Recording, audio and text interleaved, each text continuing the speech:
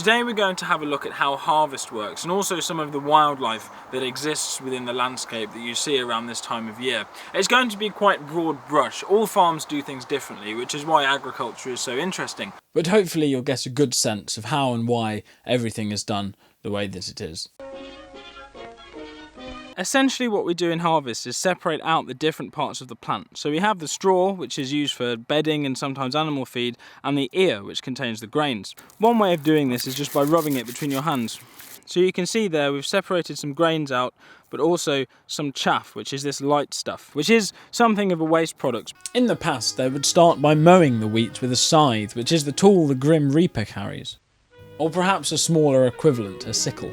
Wheat has to be very dry to be stored safely, so it's important the weather is nice. And then the wheat would be gathered into sheaves, which is why you get pubs called the wheat sheaf, and shooked in the field and left to dry. Once dry, it would be brought back to the farm for storage. And the corn is stacked and fetched. But at this point, the grains hadn't been separated from the rest of the plant, so when they were needed, the sheaves would be threshed. This used to be done essentially by smacking the wheat with sticks, which seems very primitive, but I'm sure there was a knack to it. The wheat would be separated from the chaff in a process called winnowing, where the grains were thrown in the air and the wind would hopefully blow the chaff away. They later invented machines to do this. Actually, they mechanised the entire process. The reaper binder was invented, replacing the scythe in reaping the corn and also binding it into sheaves. Then came the reaper binder, which revolutionized harvesting methods at the end of the 19th century.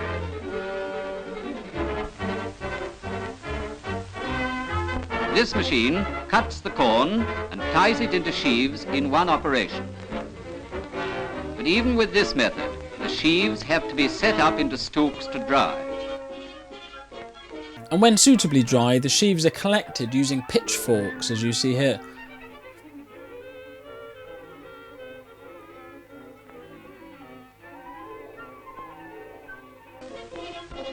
It is said that wheat should hear the church bells ring twice before being carted and made up into a stack, where it has to dry still further before being threshed. And once carted back to the yard, the crop is stored for threshing at some point later in the year when the farmers are a bit less busy.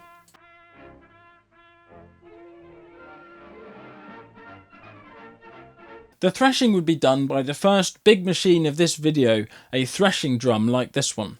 Typically, threshing drums wouldn't be owned by farmers themselves, certainly not in my part of the world where farms were relatively small. Rather, threshing drums would be owned by agricultural contractors who would have gangs of labourers and move around farms threshing them throughout the winter.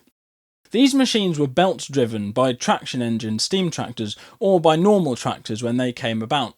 The crop would be fed into the top of the machine and separated out into the grain, the straw and the chaff, which would often be bagged up as it has a higher feed value than straw. But then, in the middle of the 20th century, the self-propelled combine harvester has been introduced, in which all these operations are done at the same time. And it takes only one man to work it. The 12-foot cutting bar cuts the corn and lays it onto a moving belt which carries it into the machine where it is threshed. Threshed straw pours out onto the ground behind, while the grain is collected in a hopper at the side of the machine. Lorries driving along beside the harvesters offload the grain without interrupting the cutting and take it away to be dried and sacked. These are combined harvesters because they combine the job of the reaping machine and the threshing machine. And in principle, this is how we do it today.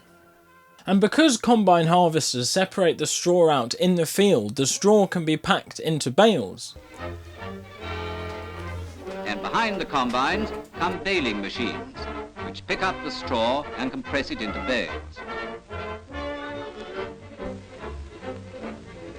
Nearly all British farmers are mixed farmers who combine stock keeping with crop growing, and straw is a valuable byproduct for fodder, litter and thatch.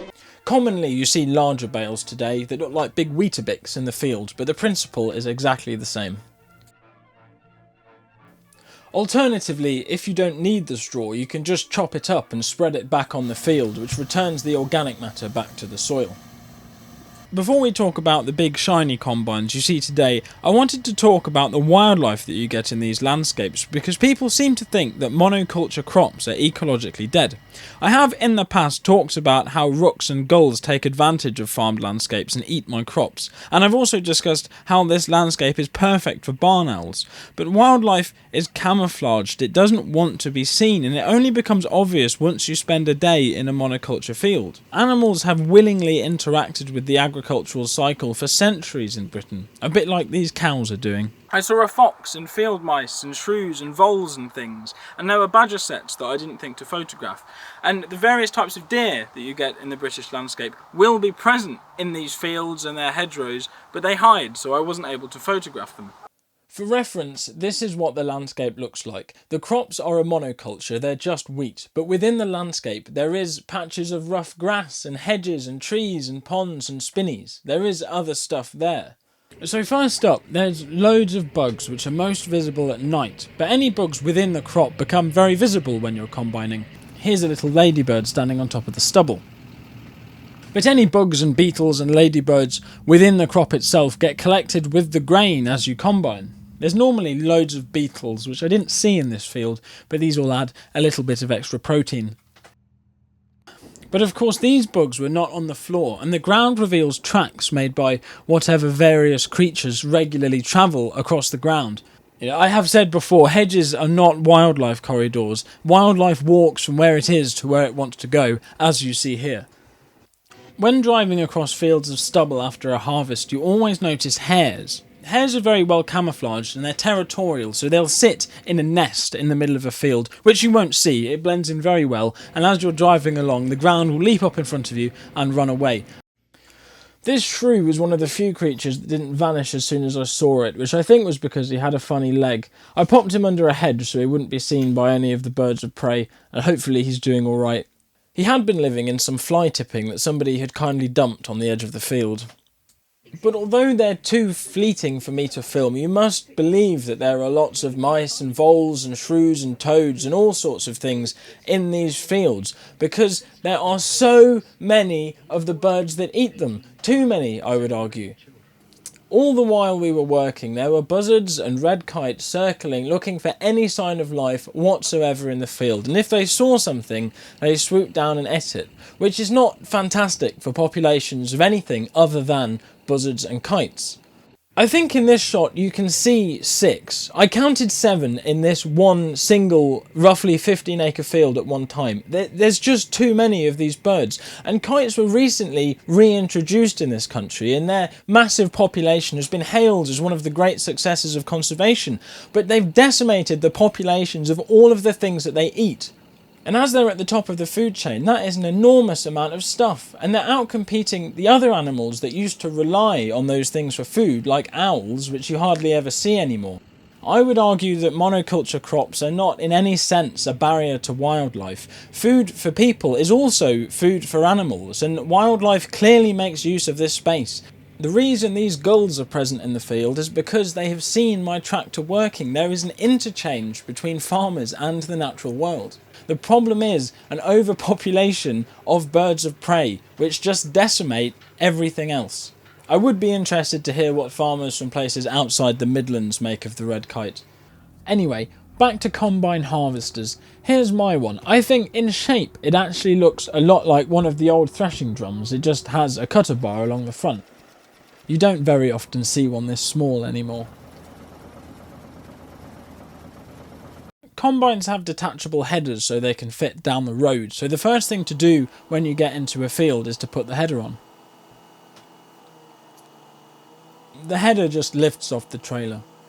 After this shot was taken, I accidentally reversed into the header trailer and shoved it into a hedge, which justifiably I was mocked for.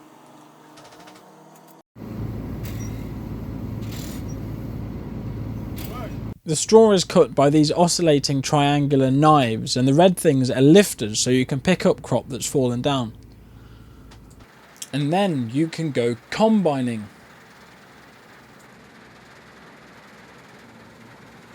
is pretty easy. You collect the grain in the tank, and then after a little while the combine will be full and you'll have to unload it into a trailer.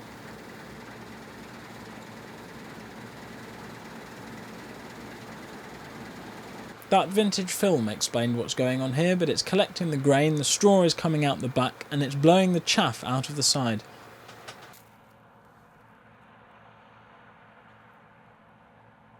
Some combines you see today are absolutely huge, which means they're really heavy. This one has tracks rather than a front wheel to spread its weight evenly across the ground and help reduce soil compaction. It's a very big machine. When the combine's tanks are almost full, the beacons will come on so the tractor drivers know that it's ready to unload, or alternatively the combine driver will yell at them through the in-cab radio. And like that, you can rattle through fields ever so quickly. I mean, these things are huge.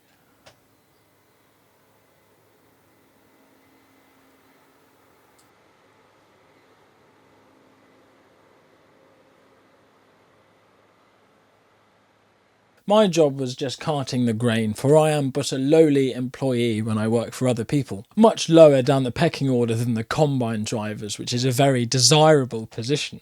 But while I was working, a chap called Tom, who lived next to the field, popped by to give us some chilled beers. More of this from the general public, please. They went in my fridge. Generally speaking, provided the grain stays dry enough to harvest, you'll just keep working, so it's very common to be combining well into the night. There are worse things to do of an evening. As you see here, the combine's beacons are flashing, which means it's nearly full, so I'm trailing behind it waiting for the auger to be extended. And when that comes out, I'll scoot the tractor underneath so the trailer is ready to catch the grain. Then the real fun begins, because you have to regulate the speed of the tractor so that the trailer fills up but doesn't overflow.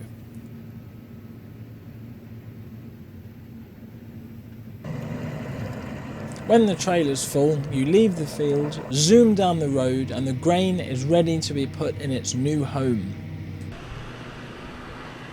If the grain is dry enough, it can be tipped straight in the shed, but otherwise it has to go through a drying machine.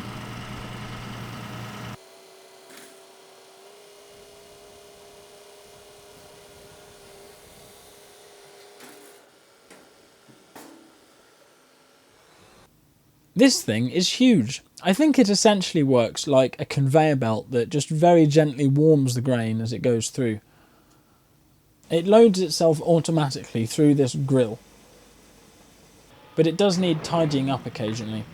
This thing is called a grain pusher, and you can use it to make a really tall pile of wheat in the shed. Once the grain has been through the dryer, it unloads and is ready for storage, so you can take it away and tip it wherever in the shed you have chosen to keep it.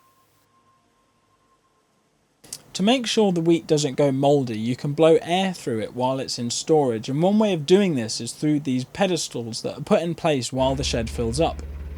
When the shed is full, you can pop a fan on top of them like you see on the back two here, and they'll blow air through it and hopefully stop the crop going musty.